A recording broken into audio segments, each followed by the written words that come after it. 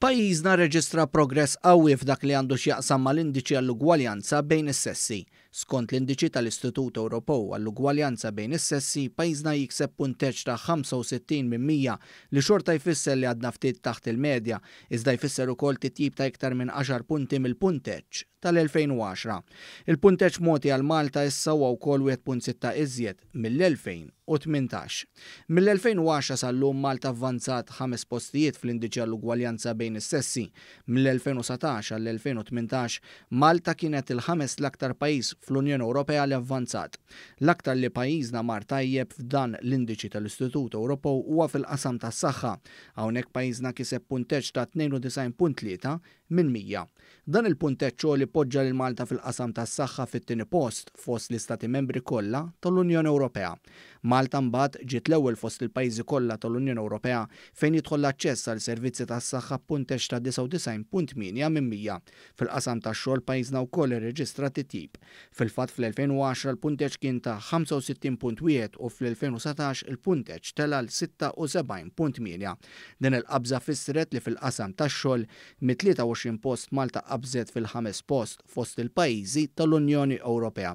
Brabta ma' titjib fl-indiċi għall-ugwaljanza bejn is-sessi, il-Ministru għall-Ugwaljanza Owen Bonnici nnota li l-miżuri tal-Gvern Malti biex jindirizzaw l-ugwaljanza qed iħallu r-riżultati u l-Gvern se jibqa' jaħdem għall-futur aħjar. Min-naħa tagħha ċ-Chairperson tal-Kunsill Konsultattiv tad Drittijiet tan-Nisa Clodetta Bella Baldacchino faħret l-isforzi ta' Malta fil-qasam tal-ugwaljanza bejn is-sessi. Bella Baldacchino qalet li għalkemm ma trid isir ħafna xogħol ġew rikonoxxuti l-isforzi għall-ugwaljanza bejn is-sessi f'Malta u dan jawgura tajjeb għall-ħidma li għandna qudiemna għax-xhur li ġejjin.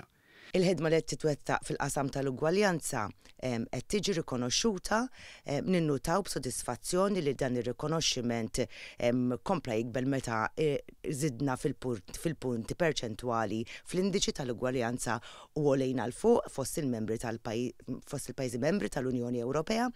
Ninnutaw sodisfazzjon akbar li l-punteġġ ta' Malta huwa l-ogħla fil-qasam tas-saħħa fost il-pajjiżi tal-Unjoni Ewropea. Ġifieri qegħdin ngħidu li l-qasam tas-saħħa kien biex ngħidlek it-tema għal din is-sena li għaddiet. Iċ-Chairperson tal-Kunsill Konsultattiv tad Drittijiet tan-Nisa saħqet li tħares il quddiem sabiex f'ħidma kontinwa mal-Kunsill li tmexxi u l-partijiet kollha konċernati jiġi żgurat li l-kwistjonijiet tal-ġeneru u d-drittijiet tan-nisa jibqgħu fuq quddiem fl-aġenda tal-Gvern.